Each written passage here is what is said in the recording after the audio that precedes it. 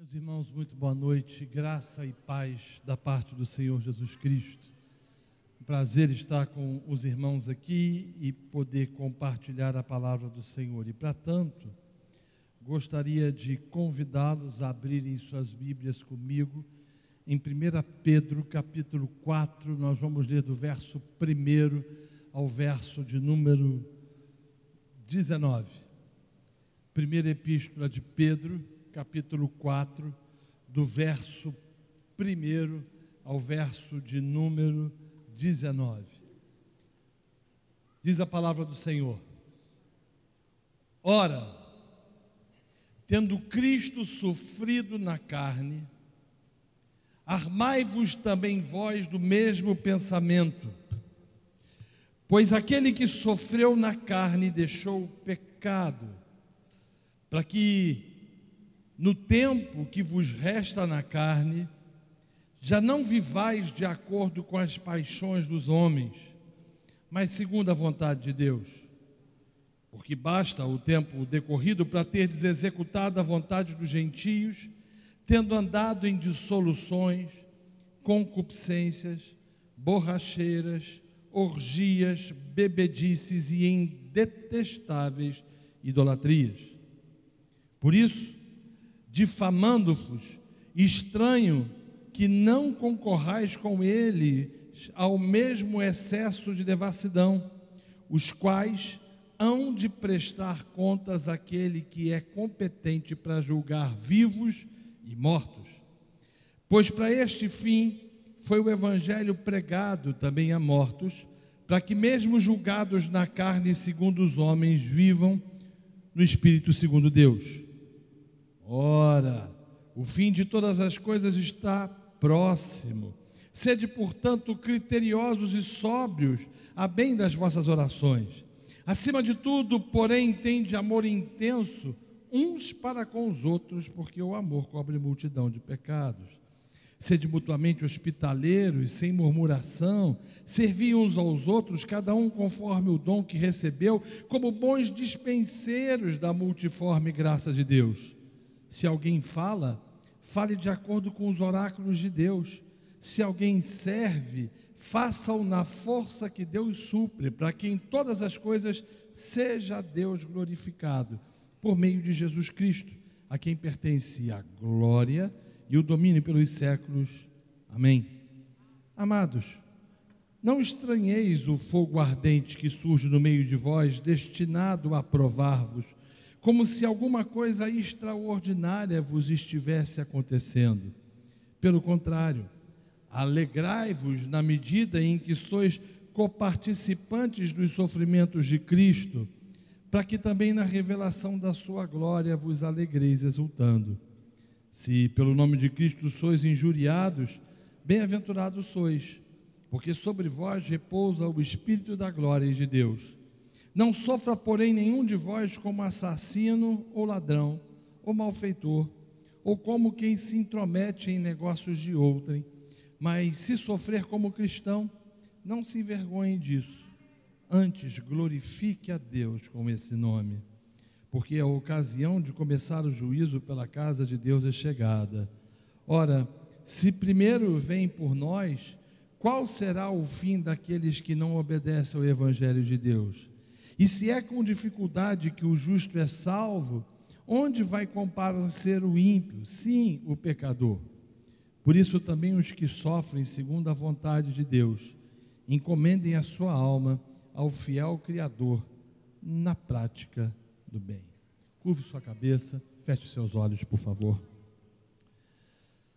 Deus querido, somos miseráveis, carentes da tua misericórdia e da tua graça. Somos tão murmuradores. Às vezes demonstramos o nosso descontentamento com coisas tão simples, tão banais, tão pequenas. Perdoa nossos pecados. Ó Deus, sabemos que estamos vivendo dias difíceis. Também sabemos que se aproxima o dia bendito em que o Senhor há de despontar nos céus. Ó Deus, ajuda-nos a servir ao Senhor de forma contente. Livra-nos do secularismo desse tempo. Livra-nos de viver uma vida onde estamos mais preocupados em satisfazer as nossas necessidades do que viver para a glória do Teu nome. Nós precisamos da Tua graça, porque sem ela não nos é possível viver. Nós precisamos da Tua bondade e da Tua benignidade. Estamos diante da Tua palavra e rogamos a Ti que Tu fales aos nossos corações e nos ajude a aplicá-la, em nome de Jesus. Amém. Você pode sentar.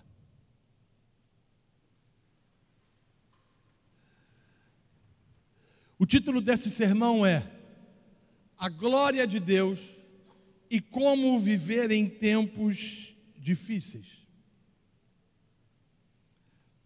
O Novo Testamento, meus irmãos, deixa claro que todos aqueles que foram regenerados pelo Espírito Santo, tendo sido convertidos a Cristo, precisam ter uma vida transformada.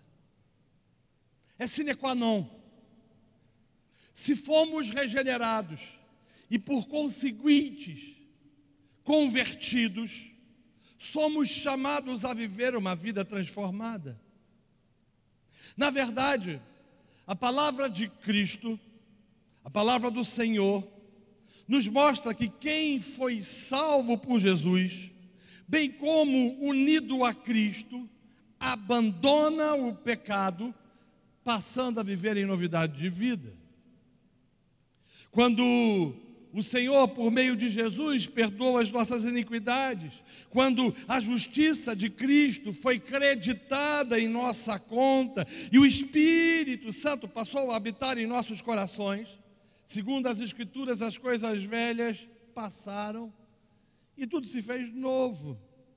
O que coaduna com o que Pedro diz que quando Cristo levou sobre si os nossos pecados, os levou para a sepultura e encerrou esse assunto. Pedro está a dizer que assim como, dirigindo-se aos irmãos através da sua epístola, assim como vocês são seguidores, como vocês seguidores de Cristo morreram para o pecado, portanto, diz ele, admoesta, no tempo que vos resta, observe essa expressão, no tempo que vos resta, vocês não devem mais viver de acordo com as paixões dos homens. Ele vai tratar disso no verso 2. Mas segundo a vontade de Deus, que é a vossa santificação.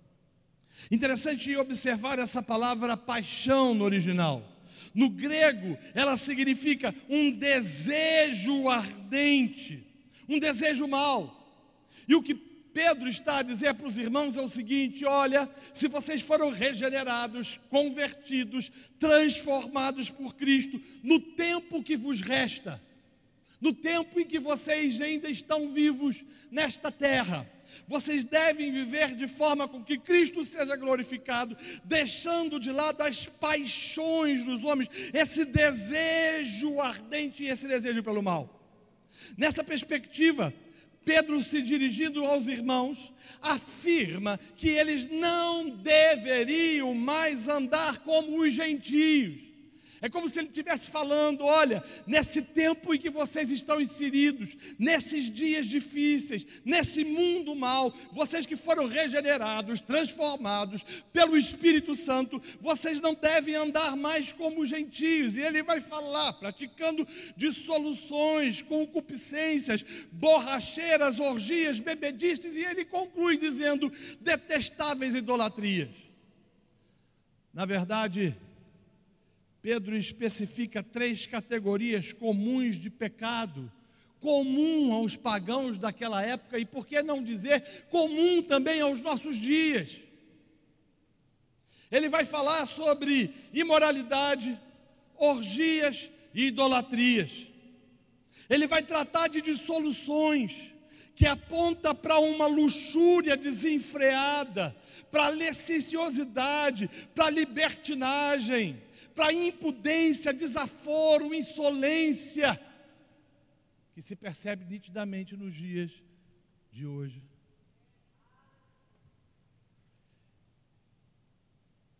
Pedro vai dizer que se fomos regenerados, salvos por Cristo, não devemos dar lugar a concupiscências, desejo por aquilo que é proibido, nem tampouco por borracheiras, que é um ato de farrear, ou mesmo orgia, que aponta para uma procissão noturna e luxuriosa de pessoas bêbadas e galhofeiras, que após um jantar desfilavam pelas ruas com tochas e música em honra a Baco, o que nos faz lembrar tanto das festas comuns aos nossos dias.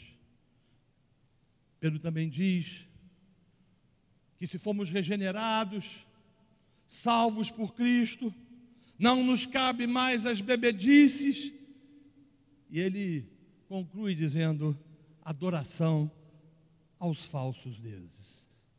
E ao mencionar essa lista, o apóstolo está dizendo claramente àqueles irmãos, e por que não dizer a nós, que no passado eles podiam ter cometido esses pecados. Contudo, agora, unidos a Cristo, no tempo de vida que lhes restava, porque eles estavam prestes a experimentar uma perseguição ferrenha, estava se aproximando dos tempos mais nevrálgicos da história. O próprio império, através do seu imperador Nero, iria trazer sobre os cristãos uma perseguição significativa. O cenário estava sendo montado para uma manifestação de um tipo de anticristo.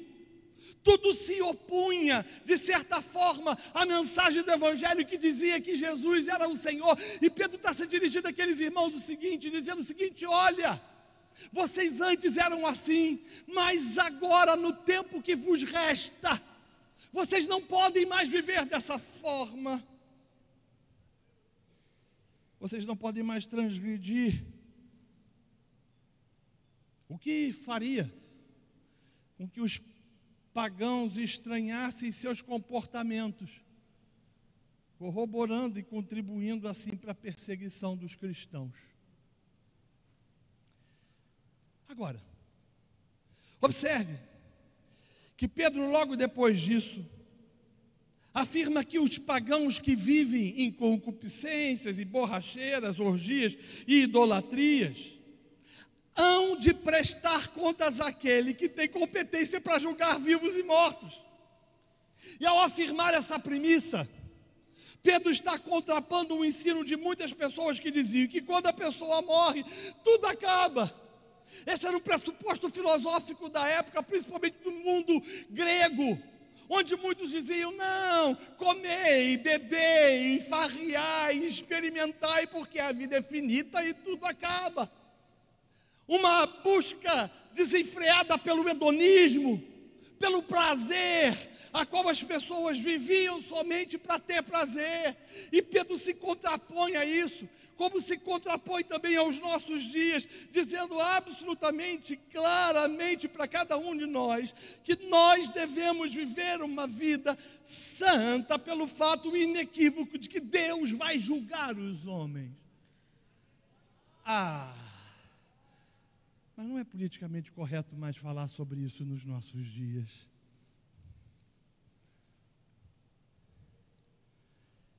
O que Pedro está deixando claro é a brevidade da vida. A vida é efêmera. Ela passa rápido. Eu lembro de uma entrevista da Dercy Gonçalves, que ao completar 101 anos de vida disse: passou rápido, pena que está acabando.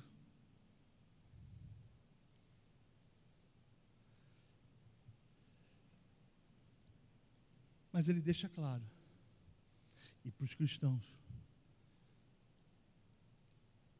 de que após a morte, os homens prestarão contas a Deus.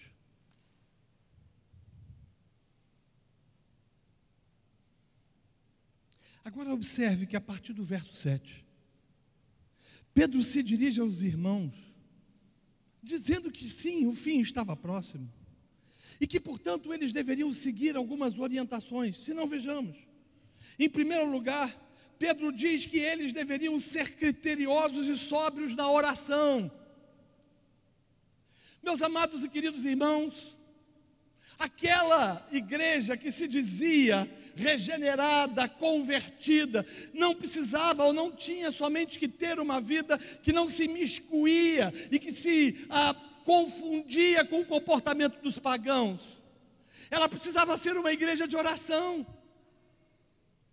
Não sei se você já se deu conta, mas nós oramos pouco. Nossas igrejas oram pouco. Nosso foco está muito mais naquilo que a gente deseja, anseia. Existem pessoas que são workaholics, que vivem para trabalhar porque querem dinheiro o tempo todo.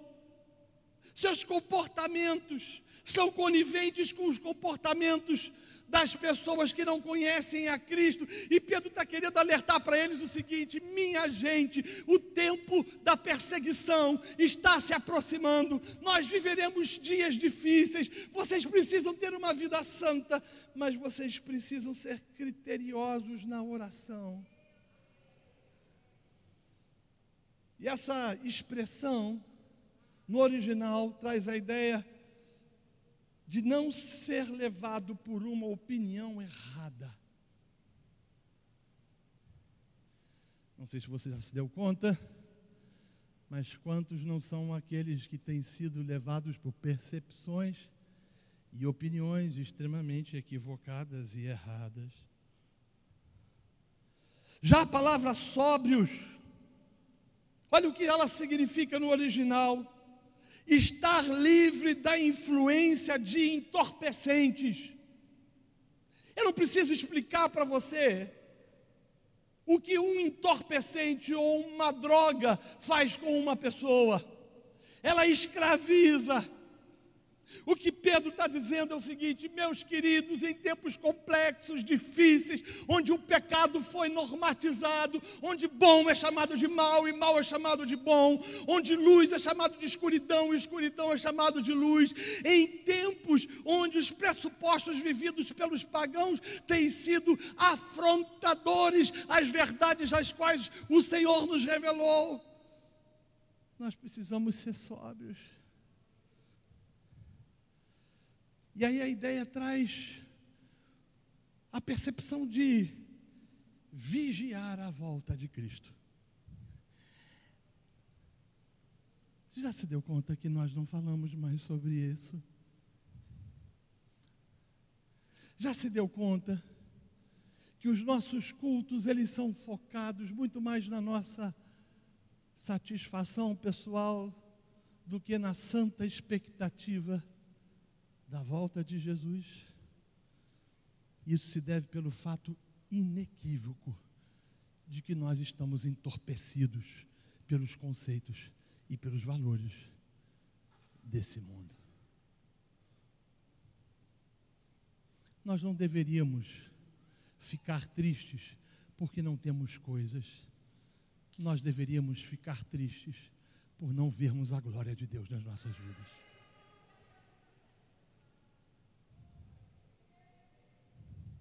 Observe, Pedro não nos mandou juntar dinheiro ou mesmo ir para um lugar específico e voltar e esperar a volta do Senhor. O que ele faz é orientar os irmãos a uma vida de oração criteriosa e sóbria, que poderia livrá-los de erros escatológicos, como, por exemplo, marcar a volta de Cristo. Em segundo lugar, Pedro orienta que os cristãos devem glorificar a Deus através do amor. E esse amor não é o amor pregado pelos malditos teólogos liberais que fazem vista grossa ao pecado, não é isso. Paulo admoesta aos seus leitores sobre o amor na igreja. E esse amor é de um pelo outro, que é o novo mandamento. E é olhar para cada um de nós e vermos em nós, na comunhão santos, na comunhão da igreja, no relacionamento da igreja, algo que extrapola os pressupostos dessa sociedade egoísta, egoísta e ensimesmada. Além do mais, Pedro diz que o amor na vida do cristão tem que ser intenso. E essa expressão no original, intenso, aponta ou denota o esforço máximo dos músculos de um atleta durante a corrida. Não é de boca, mas é aquele amor que se compadece do que sofre, do que chora e que se estremece de dor diante da enfermidade de uma criança, que coloca a mão no bolso para socorrer aquele que precisa.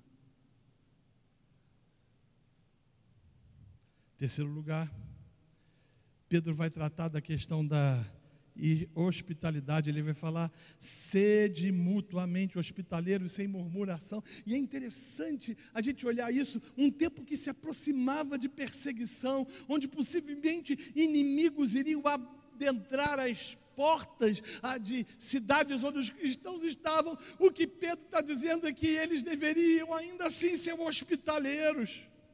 E essa palavra no original aponta para amigo de estranhos. O que Pedro estava a afirmar é que o cristão não deve apenas abrir o seu coração, mas também a sua casa. O amor cristão não deve ser apenas intenso, mas deve ser prático. Devemos compartilhar o nosso lar com os outros e hospitalidade generosa sem murmurar. Observe, Pedro não está querendo dizer para eles o seguinte: olha, a gente vai vir um tempo difícil de perseguição, então nós vamos agora tomar algumas estratégias de batalha espiritual, amarrar o cão, o capeta, o camulhão, uma coisa ruim. Nós vamos, em nome de Jesus, estabelecer algumas regras, alguns projetos, algumas questões místicas. Não, ele está sendo prático. Ele diz: gente, não vamos ser coniventes com o pecado. Se eles vivem em pecado, vamos usar o nosso testemunho para a glória de Deus. Irmãos queridos, vamos ser sóbrios em oração, vamos nutrir no nosso coração o desejo de ser hospitaleiros.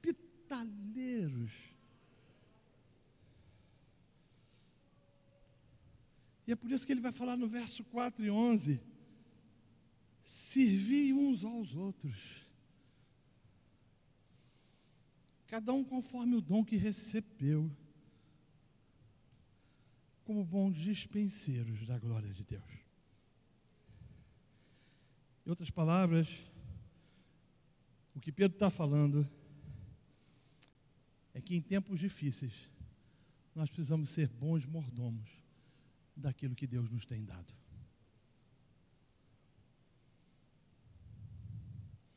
E por fim,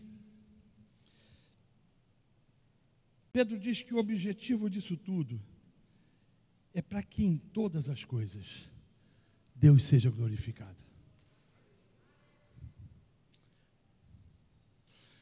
Há uma ideia muito errada entre os evangélicos, principalmente em virtude dessa teologia coach, que tenta dizer que o objetivo é que a gente seja feliz. Não. O objetivo não é esse, mas é a glória de Deus. Agora, o que chama a atenção é que Pedro, no meio desse texto, e você acabou de ler comigo o verso 11, parece que ele interrompe o que está a dizer e escreve uma doxologia. E essa doxologia tem levado muitos intérpretes a acharem que Pedro aqui estava terminando a sua carta, quando chegaram notícias de perseguição que estava começando a acontecer no Império Romano. Essa conjecturação de fato faz sentido. Mas não é possível com que afirmemos isso. Todavia, o texto nos mostra que Pedro subitamente se dirige aos cristãos dizendo de que eles não deveriam estranhar o fogo ardente. Interessante que o artigo definido "o" indica que Pedro tem em mente uma circunstância particular que seus leitores estavam enfrentando, o que corrobora com a ideia de que ele talvez tivesse concluído pelo menos uma parte da carta, ou mesmo a carta, mas quando ele sabe das notícias, ele entende dizendo o seguinte: realmente os tempos serão difíceis. E essa expressão fogo ardente refere-se a uma experiência agonizante. Talvez Pedro aqui já estivesse falando da destruição de Roma. A história diz que no verão de 64 depois de Cristo, um grande incêndio assolou a cidade de Roma. As chamas se espalharam rapidamente pelas estreitas ruas da cidade. Os cortiços de madeira foram queimados. O fogo durou 9 dias, deixando em ruínas a maior parte da cidade.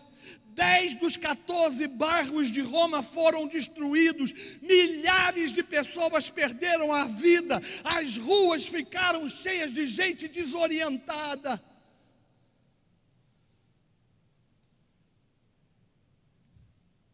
E os historiadores acreditam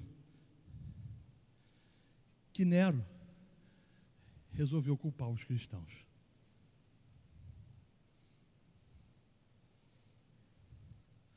O plano de Nero em culpar os cristãos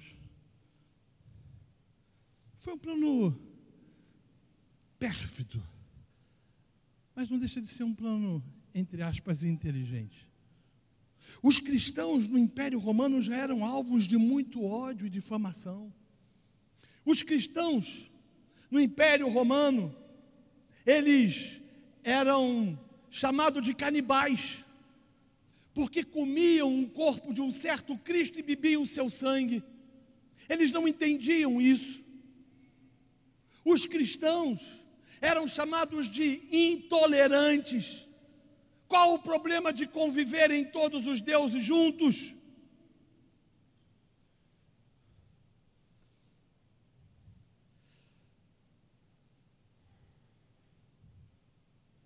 Eram acusados de cometerem ósculo santo,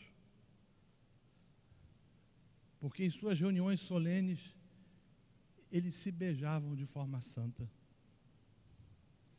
E aí Nero se aproveita do sentimento anticristão, e qualquer similaridade com os nossos dias não passa de mera coincidência, e pune os cristãos, usando-os como tochas humanas para alimentar as suas orgias no jardim. Ele ordenou que alguns cristãos fossem vestidos com peles de animais e lançados aos predadores. Outros foram lançados a torturas, ou condenados a torturas injustas e à crucificação. Pedro poderia, nesse caso, estar orientando aos irmãos do Ponto, da Galácia, da Capadócia, Ásia e Bitínia, de que dias difíceis estavam se aproximar.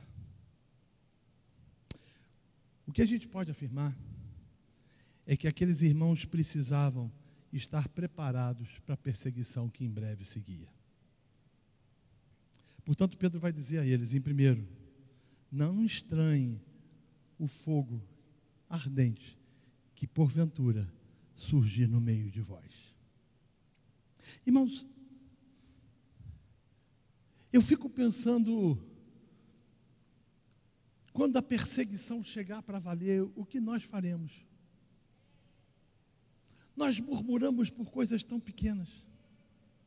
Nós demonstramos o nosso descontentamento por coisas tão insignificantes. Os nossos humores mudam com tanta facilidade. Simplesmente porque nós nos aborrecemos com alguma coisa durante a semana que passou.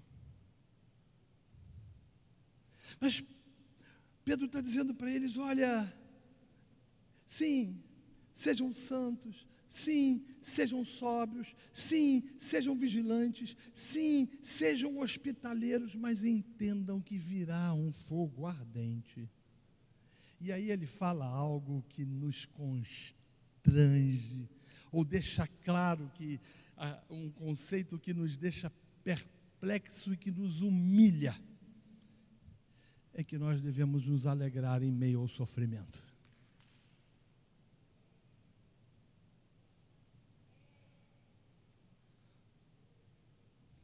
Tem crente que, se pudesse bater na madeira gospel, fala: sofrimento de forma alguma, eu sou mais que vencedor. Você sabia que 100.000 pessoas são assassinadas por causa de Cristo por ano no mundo? Eu não consigo entender aqueles que dizem: bota Deus na parede, Ele é obrigado a dar. Quem é obrigado a dar? Nós não merecemos nem estar vivos, estávamos mortos dos nossos delitos e dos nossos pecados, mas Ele olhou para nós com compaixão, estendeu a sua destra fiel, nos retirou do lamaçal do pecado, nos deu a promessa da vida eterna, nos justificou através do seu Filho, e por causa dele nós viveremos no novo céu e na nova terra.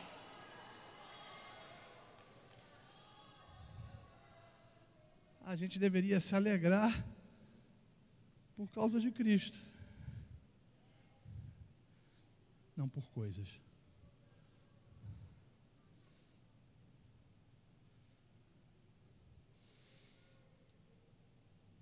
Ele vai dizer no verso 13: alegrai-vos na medida que sois coparticipantes dos sofrimentos de Cristo. Como diz o nordestino, nós estamos na manteiga, a nossa vida é fácil, mas como nós reclamamos.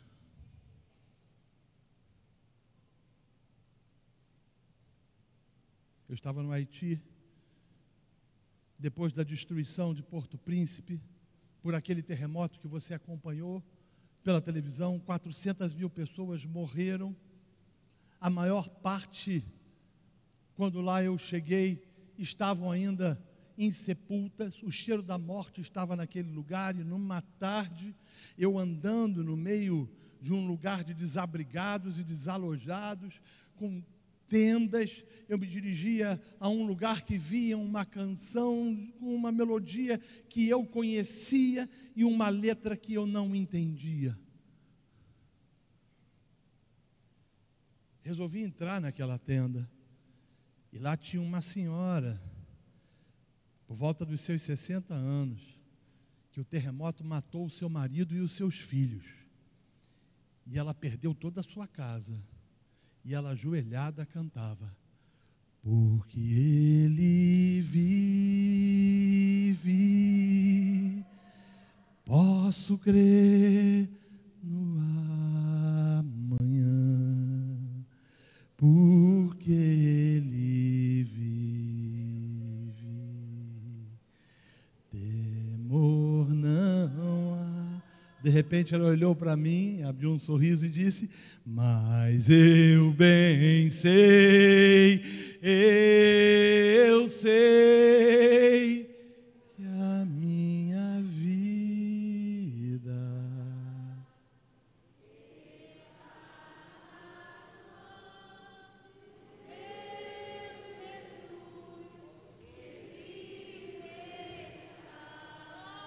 Sabe, quando eu estava meditando nesse sermão, eu fiquei tão constrangido, porque essa semana eu reclamei de tanta coisa. Falei para Deus das minhas insatisfações, pecando contra Ele. Eu percebi que a gente faz isso diariamente.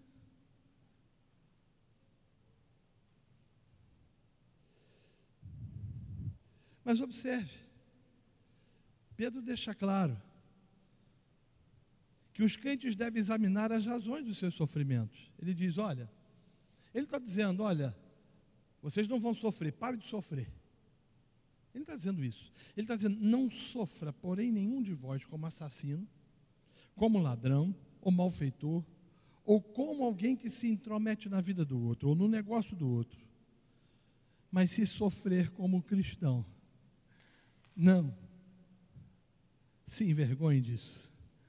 Antes, glorifique a Deus com esse nome. Porque a ocasião de começar o juízo pela casa de Deus é chegada. Ora, se primeiro vem por nós, qual será o fim daqueles que não obedecem o Evangelho de Deus? Eu estou caminhando para o final. Esses versículos que lemos sugerem 3 perguntas que precisamos fazer a nós mesmos quando nos deparamos com o sofrimento. Primeira, por que estou sofrendo? Às vezes nós sofremos por ações inconsequentes. Palavras mal ditas, falamos o que não deveríamos. Tomamos decisões erradas. E não adianta. A responsabilidade e a culpa do nosso sofrimento é efetivamente nossa. Agora, isso nos leva a uma segunda pergunta. Será que eu estou glorificando a Cristo em meio ao sofrimento?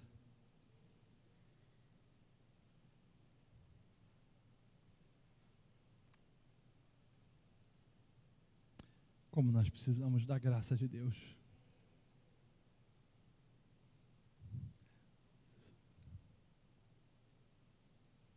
Eu queria ter tempo para contar a você a história de Policarpo, mas o horário não permite.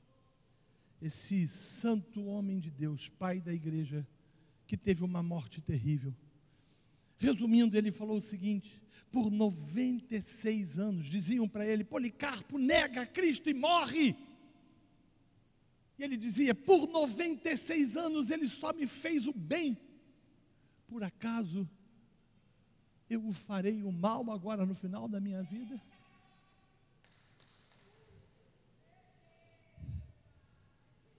Terceiro lugar, estou considerando a gravidade do meu pecado e a perspectiva eterna do julgamento?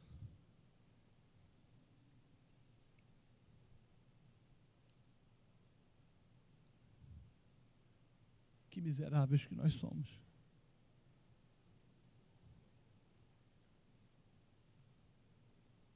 Somos indivíduos tão maus.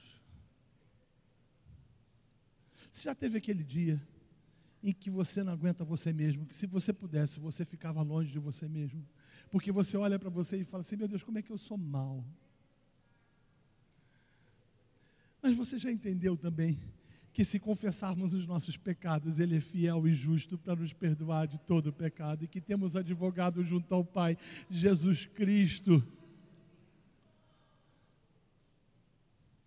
Não. Avivamento não vem através de louvorzão. Não. Avivamento não vem através de congressos e de festas. Avivamento vem através de choro e de arrependimento.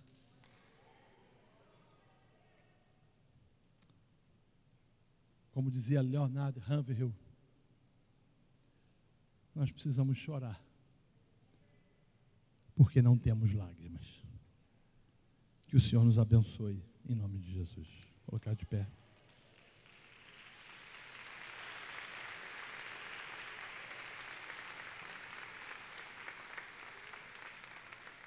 Eu gostaria de fazer uma oração, posso?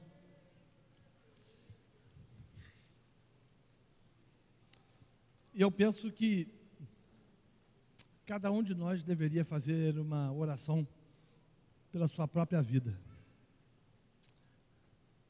não pela vida do outro, porque a gente A palavra de Deus, quando ela vem no nosso coração, parece aquela luz que entra num quarto fechado há muito tempo, escuro, e revela quem nós somos, né? Curve sua cabeça e olhe para você. Você está preparado para a perseguição?